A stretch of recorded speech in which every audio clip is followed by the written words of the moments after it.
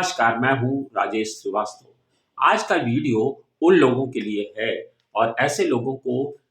देखना ज़रूर चाहिए जिनको लगता है कि लोकसभा के चुनाव के 2024 के चुनाव में भारतीय जनता पार्टी सत्ता से चली जाएगी या फिर उनको जिनको लगता है कि इंडिया गठबंधन इस बार मजबूत स्थिति में रहेगा और भारतीय जनता पार्टी की सीटें कम हो सकती हैं। उन लोगों को ये वीडियो अंत तक देखना चाहिए। कारण जैसे-जैसे आप आगे देखेंगे, आपको पता चलेगा कि क्यों ये वीडियो आप सबके लिए बेहद इम्पोर्टेंट है और ये जानना ज़रूरी है कि आखिर क्या समीकरण होने वाले हैं 2024 के चुनाव में। आपको बता दूँ कि 2 दिन तक भारतीय जनता पार्टी की बैठक यानी कि शुक्रवार और शनिवार को 2 दिन चली, जिसमें भारतीय जनता पार्टी की 2024 के चुनाव को लेकर के मैराथन मंथन किया गया और इस चुनाव में इस बैठक में प्रधानमंत्री नरेंद्र मोदी, केंद्रीय मंत्री गृह मंत्री अमित शाह और रक्षा मंत्री राजनाथ सिंह, राष्ट्रीय अध्यक्ष जेपी नड्डा समेत तमाम बड़े नेताओं ने बैठक कर चिंतन मनन किया और एक अपने कार्यकर्ताओं के लिए जीत का मंत्र भी दिया है कि किस तरह से लोकसभा के चुनाव में पार्टी बड़ी जीत हासिल करे। इस चुनाव में जो तरीका अपनाया गया है उसमें आपको बता दूं 160 सीटों का चयन पार्टी की तरफ से किया गया है। कहा गया है कि ये वो 160 सीटें हैं जिन पर ये 560 सीटों की बात मैं कर रहा हूं। जो देश में लोकसभा की 540 सीटें हैं उसमें से 160 सीटें ऐसी निष्कर्ष करके निकाली गई हैं जिन पर पार्टी ने 2 बार से जीत हासिल नहीं की, यानी कि 2 लोकसभा के चुनाव ऐसे हुए हैं जिन पर इन 160 सीटों पर पार्टी को विजय श्री नहीं मिली है। ऐसी सीटों का चयन करके ये कहा गया है कि इन सीटों पर प्रत्याशियों का ऐलान कुछ ही दिन में ऐलान कर दिया जाएगा और भले वो सार्वजनिक रूप से ऐलान ना हो, लेकिन पार्टी ऐसे लोगों को इशारा कर देगी जिन्हें वहां पर सांसद का चुनाव लड़ना है। यानी कि उन 160 सीटों पर चुनाव के प्रत्याशी जो चुनाव लड़ेंगे ऐसे प्रत्याशियों का ऐलान पहले कर दिया जाएगा। यही नहीं, लोकसभा की 5-5 सीटों पर का क्लस्टर बना करके पार्टी वहां पर फोकस करेगी इन 160 सीटों पर और वो 160 सीटें कमजोर सीटें हैं, इसलिए उन पर अभी से कौन एजेंट होगा, कौन वहां पर किसकी किसकी सभाएं लगाई जाएंगी। ये कहा गया है कि 500 जब चुनाव होगा तब तो बैठकें होंगी, सभाएं होंगी, लेकिन इन 160 सीटों पर अभी से अधिक जनसभाएं लगाई जाएं, वहां अधिक से अधिक कार्यक्रम किए जाएं। ऐसा करके पार्टी ने 160 सीटों पर फोकस करने का निर्णय लिया है। सिर्फ इतना ही नहीं, आपको बता दूं कि तमाम जो सूत्र हैं और जब तमाम निष्कर्ष निकाले गए हैं, पार्टी के अंदर खाने की जो चीजें सामने आई हैं उसके मुताबिक पार्टी ने इस बार 350 और 370 सीटों का लक्ष्य नहीं, पार्टी ने इस बार 400 सीटों का लक्ष्य रखा है और राजनीतिक विश्लेषकों की माने तो पार्टी इस बार 425 सीटों पर बड़ी जीत हासिल करने जा रही है। ये तब होने जा रहा है जब इंडिया गठबंधन से बहुत सारी उम्मीदें लगाई गई हैं। मैं आपको आगे चल के थोड़ा विस्तार से बताऊंगा कि आखिर ऐसा क्यों होने जा रहा है कि लोकसभा में जब लोग ये उम्मीद जता रहे हैं कि पार्टी को सीटें कम हो जाएंगी या पार्टी सत्ता से चली जाएगी, तो उस पर मैं दावा कैसे कर रहा हूं कि 425 सीटें पार्टी को मिलने वाली है। दरअसल इसके पीछे भारतीय जनता पार्टी की लंबी प्लानिंग को आपको देखना पड़ेगा। कुछ लोग वो दलील देते हैं कि इंदिरा गांधी का समय था जब इंदिरा गांधी ने इमरजेंसी लगाई थी। ऐसे समय में तमाम विपक्षी दलों को जेलों में भेज दिया गया था, मीडिया पर प्रतिबंध लगाया गया था और तब भी इंदिरा गांधी को सत्ता से जाना पड़ा था। यानी कि लोग ये कहते हैं कि इंदिरा गांधी की जब नहीं चली तो प्रधानमंत्री नरेंद्र मोदी कितने दिन सत्ता में रहेंगे, एक दिन उन्हें जाना पड़ेगा। दरअसल वो राजनीति का दौर दूसरा था, आज राजनीति का दौर दूसरा है और भारतीय जनता पार्टी जिस राजनीति पर जिस शैली पर चल रही है उससे आगे आने वाले 30-40 सालों का पार्टी फोकस कर रही है। इसीलिए बार बार आप सुनते होंगे कि 2047 का लक्ष्य लेकर के प्रधानमंत्री नरेंद्र मोदी फोकस करते हैं। इसका कारण यही है कि दरअसल भारतीय जनता पार्टी ने अगले 30 सालों का लक्ष्य बना करके चला है कि किस तरह से पार्टी को सत्ता में रखना है। इसके पीछे भारतीय जनता पार्टी की सबसे बड़ी प्लानिंग ये है और आपने देखा होगा पिछले दिनों 3 विधानसभा के चुनाव में 3 विधानसभा चुनाव में पार्टी ने उन नेताओं से निजात पाने की कोशिश की जो लगभग 60 के दशक में चल रहे थे, यानी 60 साल की उम्र के आसपास थे। पार्टी हर जगह नया नेता लेकर के आ रही है। पार्टी ऐसे नेताओं को आगे बढ़ा रही है, यानी कि पहली पंक्ति के नेताओं से छुटकारा पा रही है, दूसरी पंक्ति के नेताओं को और तीसरी लेयर्स के नेताओं को आगे बढ़ाने का काम कर रही है, ताकि ये लोग आगे आने वाले 25-30 सालों तक पार्टी को ऊर्जा दे सकें। आपने देखा मध्य प्रदेश में मोहन यादव को दिया गया है, उधर साय को लाया गया है, और इधर जो है भजन लाल शर्मा को लाया गया है। यानी तीनों जगहों पर नए नए चेहरों को लाया गया जिनकी उम्र 50 से 45-50 के आसपास है, ताकि ये लोग 20-25 साल अभी आगे आराम से काम कर सकें। दरअसल क्योंकि पार्टी को लगता है, और आपने देखा होगा ये एक दिन में नहीं हुआ है, जब से नरेंद्र मोदी सत्ता में आए हैं तब से उन्होंने इन चीजों पर बहुत बारीकी से काम किया था, लेकिन तब लोग पकड़ नहीं पाए, और आज लोग अब उस पर चर्चा करना शुरू कर चुके हैं। दरअसल आपको याद होगा जब भारतीय जनता पार्टी के नरेंद्र मोदी प्रधानमंत्री बने थे और पहले ही शासनकाल में उन्होंने नेताओं के कद को छोटा करना शुरू कर दिया था। यानी चाहे आप लखनऊ के सांसद राजनाथ सिंह को देख लीजिए, चाहे कोई भी नेता को आप देख लीजिए, वहां पर पार्टी ने व्यक्ति का कद नहीं बड़ा किया। यानी कि चाहे कोई बड़ा नेता रहा हो, लेकिन उन्होंने एक अपनी योजनाओं को आगे बढ़ाना शुरू किया, और भारतीय जनता पार्टी ने अब जनता की नब्ज पकड़ ली। यानी कि क्योंकि देश की जनता के बारे में भारतीय जनता पार्टी ने नस पकड़ लिया है कि देश की जनता बहुत लालची है, और उसे उसके लालच में फंसा के रखो, और भारतीय जनता पार्टी वही काम पहले दिन से कर रही है। आपको बता दूं कि जिस तरह से योजनाओं का क्रियान्वयन किया जा रहा है, आप देख रहे होंगे आजकल आप सड़कों पर, अभी चुनाव नहीं आया लेकिन आप देखिए हर जगह पर आपको बैनर पोस्टर में लगा दिखेगा मोदी की गारंटी। यानी कि पार्टी फोकस कर रही है लाभार्थी योजनाओं की, गारंटी की, जिसके चलते देश में अब भारतीय जनता पार्टी से लोहा ले पाना विपक्ष के लिए बहुत टेढ़ी खीर है। क्योंकि दरअसल आपको बता दें, आप पिछले 10-15 साल पहले की बात आप याद करिए, तो आप अगर अपने गाँवों में जाते होंगे तो देखते होंगे बहुत सारी झुग्गी झोपड़ियां बनी हुई थी। लाइन के लाइन आपको कतारें झोपड़ियों की दिखती होंगी, तिरपाल पड़ा रहता होगा, टीन शेड में लोग रहते थे। लेकिन अब अगर आप अपने गाँव में जाएंगे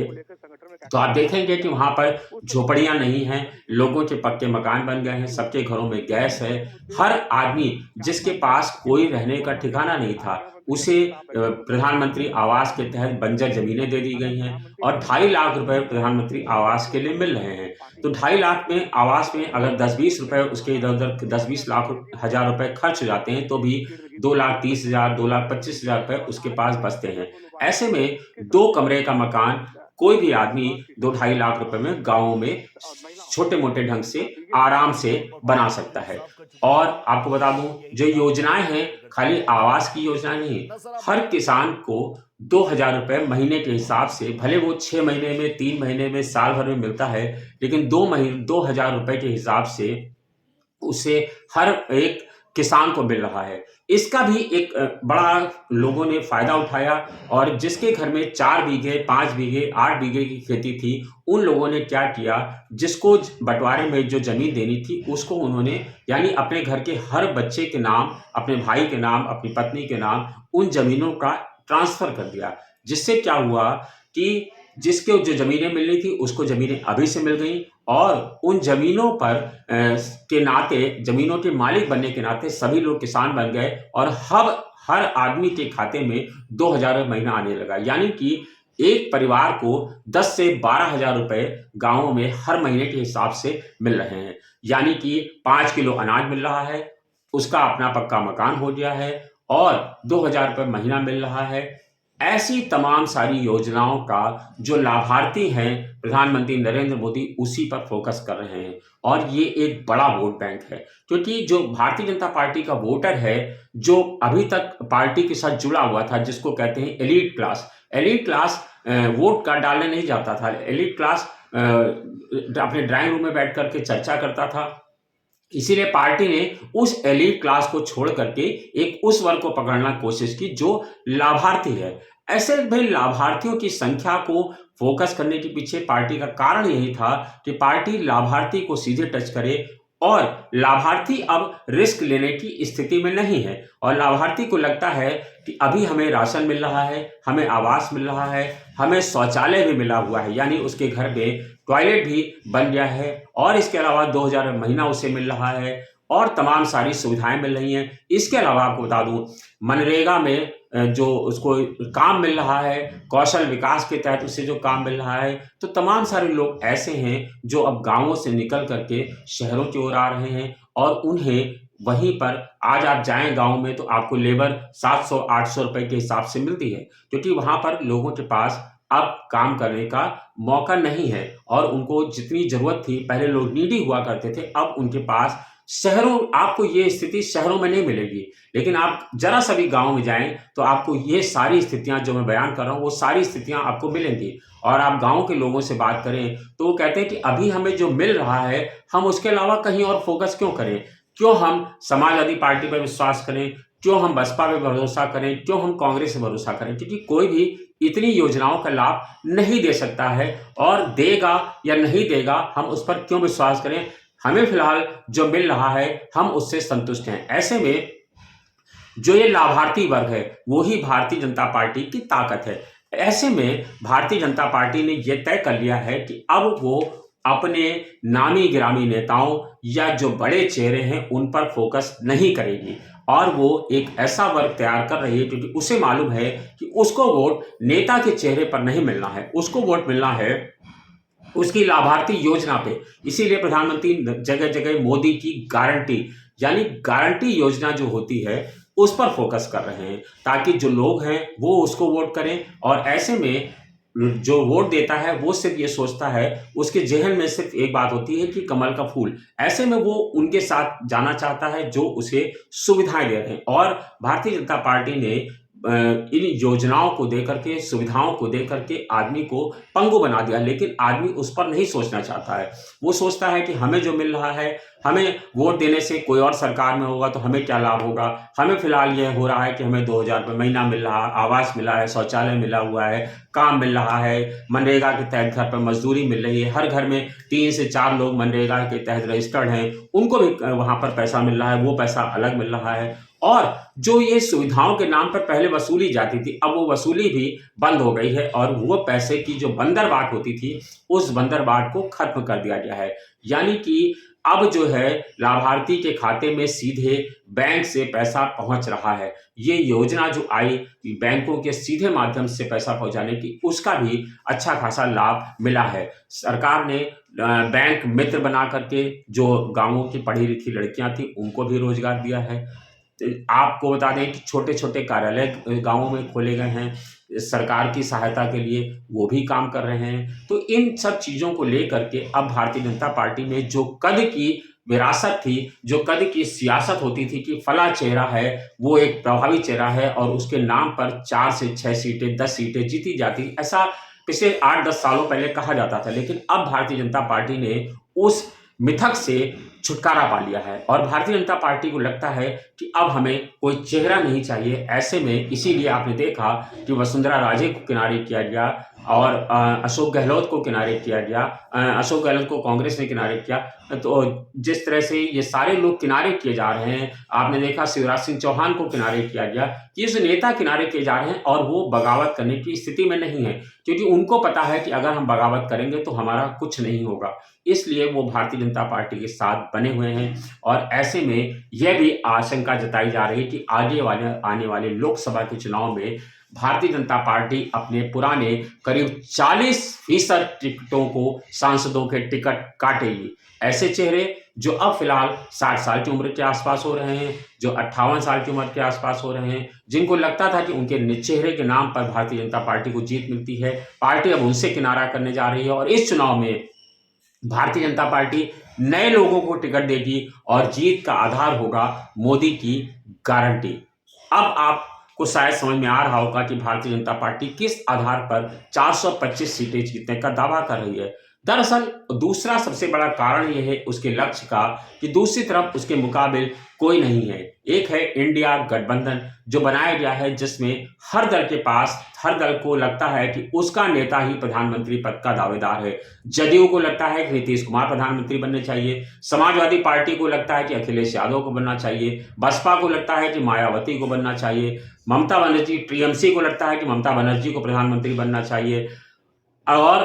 कांग्रेस को लगता है कि राहुल गांधी बनने चाहिए या फिर खड़गे बनने चाहिए, और आम आदमी पार्टी को लगता है कि अरविंद केजरीवाल बने। यानी कि जो भी दल हैं उनकी सबकी महत्वाकांक्षाएं इतनी हैं, इसीलिए वहां पर अगर 28 दल हैं, 23 दल हैं, तो उन सबको लगता है कि 23 दलों के नेता यानी सब के सब प्रधानमंत्री पद के दावेदार हैं। ऐसे में सब एक दूसरे की टांग खींचने की कोशिश कर रहे हैं। सीट शेयरिंग 3 बैठकें होने के बावजूद अभी तक सीट शेयरिंग नहीं तय हो पाई, यानी कि कहां पर कौन कितनी सीटों पर लड़ेगा यह अभी तय नहीं हो पाया है। उनके पास प्रधानमंत्री पद का कोई उम्मीदवार अभी चेहरा नहीं है। हालांकि खड़गे का नाम पिछले दिनों ममता बनर्जी ने बैठक में प्रस्ताव किया, आम आदमी पार्टी के नेता अरविंद केजरीवाल ने उसे आगे बढ़ाया, लेकिन खड़गे ने खुद मना कर दिया कि नहीं, मैं इस पद का उम्मीदवार नहीं हूं, क्योंकि दरअसल वो जानते हैं कि अगर उन्होंने खुद को हाँ किया तो राहुल गांधी से उनको 36 का आंकड़ा हो सकता है। ऐसे में कोई भी अपने प्रधानमंत्री पद के दावेदार को अपने नाम को आगे नहीं बढ़ाना चाहता है। सब चाहते हैं कि दूसरा उनके दल को उनके नाम को प्रपोज करे और उनके नाम पर आम सहमति बन जाए। यानी कि ये कहें कि हर दल का नेता मुखिया बनने की कोशिश कर रहा है, और जब आप कोई घर हो या परिवार हो या कार्यालय हो, अगर हर आदमी मुखिया बनता है तो उस घर का बंटाधार होना तय है। यही हाल दरअसल इन दिनों इंडिया गठबंधन का है, क्योंकि समाजवादी पार्टी यहाँ पर कांग्रेस को 5 सीटें और रालोद को 3-4 सीटें दे करके छुटकारा पा लेना चाहती है और सारी सीटों पर खुद लड़ना चाहती है। बसपा इंडिया गठबंधन के साथ शामिल नहीं हो रही है। कांग्रेस चाहती है कि अधिक से अधिक सीटें लेकर के उत्तर प्रदेश में अपने संगठन को मजबूत किया जाए। अजय राय प्रदेश अध्यक्ष जगह जगह पर रैलियां कर रहे हैं, लेकिन समाजवादी पार्टी कह रही है कि मध्य प्रदेश में जो हमारी स्थिति थी वही उत्तर प्रदेश में कांग्रेस की स्थिति है, इसीलिए वो कांग्रेस को उतनी सीटें नहीं देना चाहती है और कम से कम सीटें दे करके उससे भी निजात पाना चाहती है। यानी कि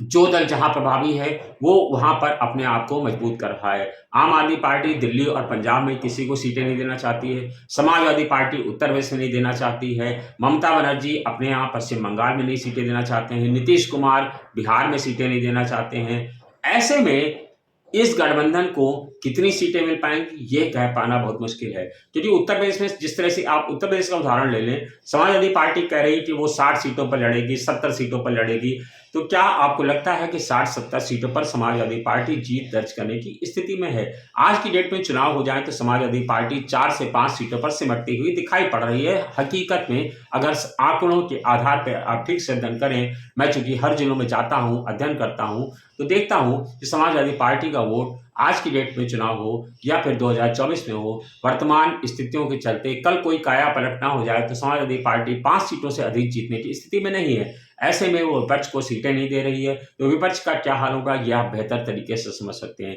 यानी कि कुल मिलाकर के कहें तो भारतीय जनता पार्टी का आंकड़ा बिल्कुल साफ है, लाभार्थी उसकी सरकार बना रहे हैं, और निश्चित रूप से भारतीय जनता पार्टी को लोकसभा के चुनाव में 400 से लेकर के 425 सीटें आने के बीच में उसे कोई रोकता हुआ दिखाई नहीं दे रहा है। आप इस विषय पर क्या राय रखते हैं जरूर बताइएगा, ताकि हम आपकी राय को भी अपनी ताकत बना सकें और समझ सकें कि दरअसल आप इस बड़े मुद्दे पर क्या सोचते हैं। धन्यवाद, शुक्रिया।